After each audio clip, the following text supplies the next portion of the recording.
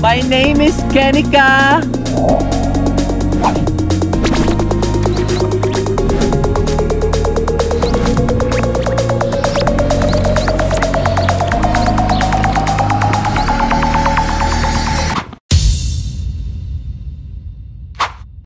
Hello everyone! Good morning! At yun na nga, nagkalasingan na kami kagabi. Tapos, ang tawag dun, cheka-cheka. Tapos nalobot din yung ating camera. Tapos, wala din ako dalang charger for my phone. So, nalobot din yung phone ko. So, nakakaloka. So, hinatid nila ako dito kagabi sa sa hotel ni Ethel. Tapos, natulog ako. Tapos, hindi ako nakatulog ng maayos kasi nakainom ako ng vodka. Uy! Pinainom ako ni pero ito na po yung haggard face natin for today's video. Kakaligo lang natin. Balik ko. Nasa 48th floor po tayo ng So makikita nyo po, ito po yung ating view. Ito po yung main road, Stanley Road ng Tapos actually doon, kung anuhin mo siya, actually makita mo yung Toronto. Makita pala siya. Nakita ko yung Rogers Center, oh. No? Andun yung Rogers Center ng downtown Toronto. Ano ba yan? No? Tapos sa kabila dyan yan, US na yan siya dyan. So, ayun. Available na naman po yung barko para mag-tour ka ng Niagara Falls. So ngayon naalis tayo. Pupunta na ako kay na Ethel doon sa pinag-birthdayhan kasi may breakfast. So magkikain na lang ako doon.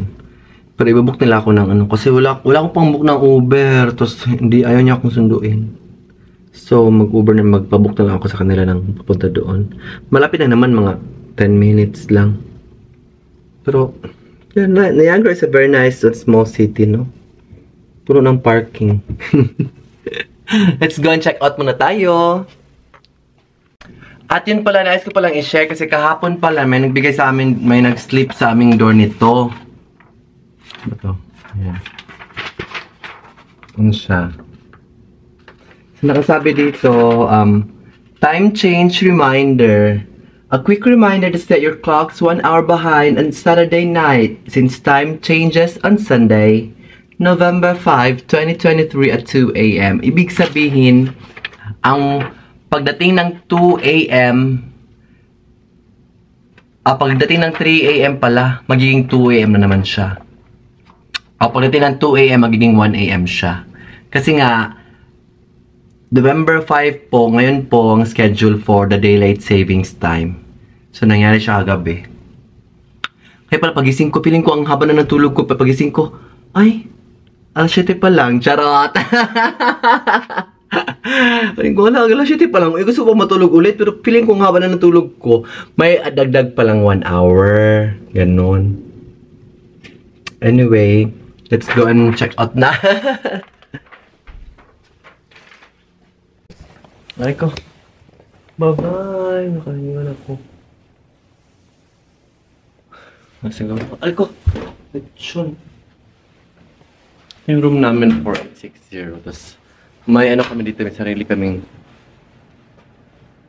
door. Pero connecting siya dito na room.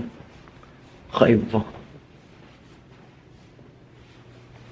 Anyway. Kasi wala tayong baby boy ngayon, so tayo lang po magbibitbit ng ating mga gamit. Oh my God. Ito yung housekeeping nila. O, ganyan po yung mga housekeeping sa hotel. O, diba? Wala mo lang picture sa hotel. Wait. Wala mga picture sa akin.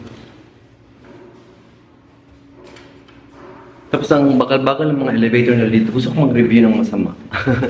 Pero wag na lang. Ito yung video dito. Yan siya to. Ito naman sa harap. Sa harap na side. Kabuuan ng Niagara Falls. Yung city. Doon pala si Vanessa, oh. Nakikita ko na yung bakit. Saan na ba, oy?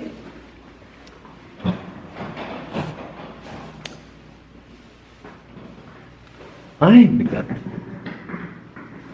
Tired of waiting. Wala kasi iniwan kasi ako nila ano ba?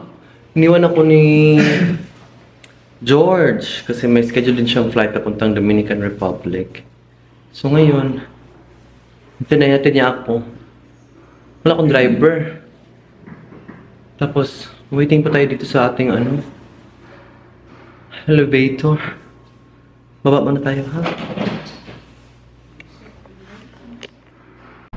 Hello, hello. Ayan, nasa labas na po tayo ng Hilton Hotel. Yun siya. Waiting tayo sa binook ni Ethel na car. Ano daw sila? Speedy. Hindi ko naman yung Speedy. Pero sila yung nag-book, so wait lang muna tayo. Everyone. Malamig na siya actually. It's 6 degrees. Magkurug na din. Manginginig na din at dapat manginig. Hala, may mga baby boy. Oh, asan kayo? Langga! Ang dami nila, oh. Tingnan niyo. Yun yung mga baby boys, oh.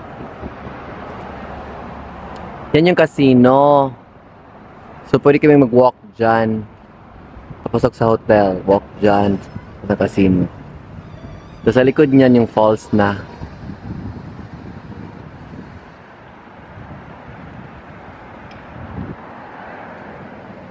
May Starbucks pala dito sa tabi. Uy! May pang Starbucks. Magbili na lang kaya muna ako ng Starbucks, no? Huwag na lang, magkape na lang tayo doon sa kina Ethel kasi ito yung pera. Magastos, Diyos ko. Walang bibili sa atin. Pag may malilibre, okay, go. Pag wala, timpla tayo ng kape. Nescafe instant coffee. That's Stella, saan naman yung driver? Uy, nanginginig na ako. Ito yung mukha natin na walang ano, walang peluka.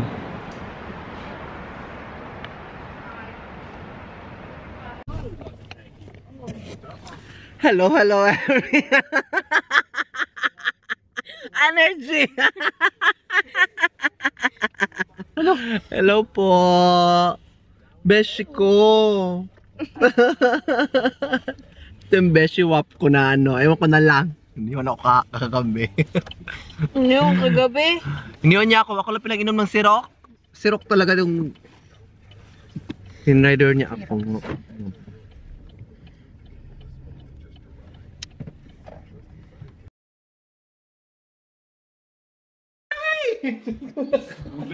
Ako din. Kuya. Hadlo ka na ako, kuya.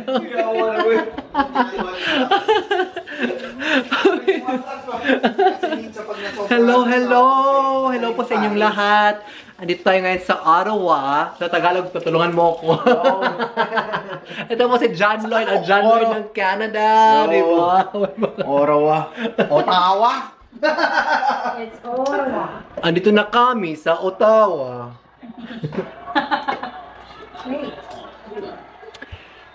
So we are here for several days and kasama namin sila. And nagluto sila ng pagkain. Nagutom ako. Ano ba yan siya? Uy! Ay!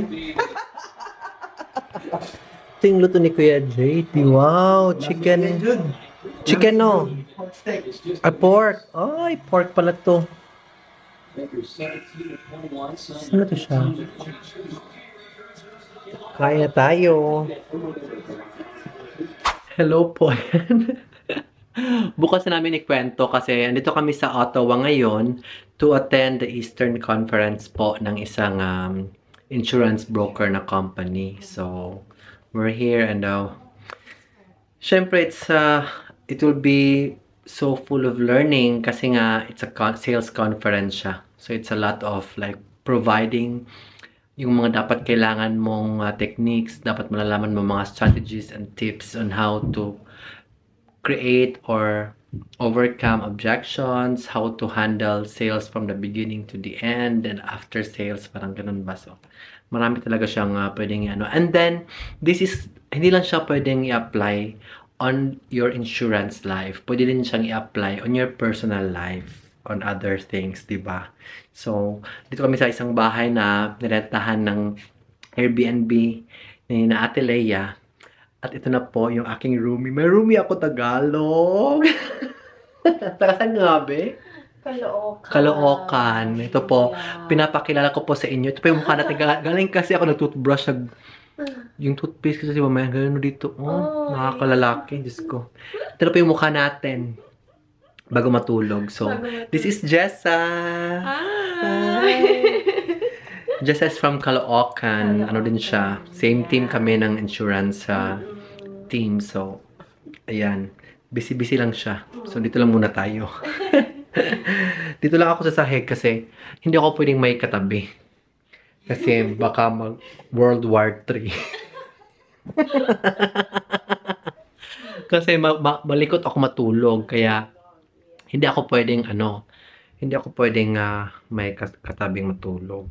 Tapos minsan malikot, maganyan ko pa. Ganun. So, except na lang kung baby boy. Charot. Kung partner na po, yung pang habang buhay. Charot. Ay, di ba? Sana all. Anyway, yun siya. So, medyo challenging po yung nangyari sa atin in the past couple of weeks. Actually, months. Kasi nga sa ating naging status. So, tuloy pa rin ang laban. Kahit nakakapagod na kasi grabe yung bagsak ng mga parang nang nahulog si Lord ng problema, ang gising na gising ako at salong-salo ko lang. Pero ilalaban natin. Kung saan man tayo ilalagay ni Lord, dun talaga tayo. So, whatever is His will, may it be done. And, So, tomorrow, hopefully, we're gonna wake up early. Early tayo. Isang bahay itong narentahan sa Airbnb dito sa Ottawa. Ano siya? May main floor. May 2 rooms at sa main floor. Tapos, meron siyang basement na open concept. Pero may 1 room siya. May open na, para siyang, feeling ko na siya, living room tsaka dining, tapos 1 bedroom. Pero yung bedroom, ito ng bedroom namin. The rest is open. So, pwede naman kami magkasya lahat. So, ang saya-saya namin dito. Oh my God! So, tomorrow is gonna be a very fun day. Kasi parating pa yung ibang kasama namin sa team. Sa aming family. So, it's gonna be a lot of learning. May mamimita yung mga bagong tao. Makakasalamuha. And we can learn a lot of inspirations and a lot of energy. Positive energy from them. So, I think medyo light lang po yung ating vlog for today. And I'll see you tomorrow. Huwag po natin kalimutan to stay happy and healthy. And don't forget to keep on dreaming. My name is Kenika. You all have a good day wherever you are in the world. Manatili po tayong malusog at masaya. At patuloy po tayong mangarap. Wala na pala akong nails. Tinanggal ko siya. Ako lang mag-isa nagtanggal. Kasi alam nyo ba, chismis pa na extra. Naging extra. Alam nyo ba, pag magpagawa ng nails dito, kasi si Baby Boy nagbayad, it's $90. Ngayon, pag ipatanggal mo, $50. Ako na lang nagtanggal. Puntik pag masali yung kuko ko. Pero pinahaba ko muna siya kasi meron tatanggalin kapag bagong-bago pa. Kasi nahirapan ako, it's a little bit challenging na sa aking sa aking living condition. Charot, parang gano'n. Hindi ako maka-type ng maayos sa cellphone, sa computer, tapos marami akong gagawin. So, yun siya. Anyway, see you tomorrow!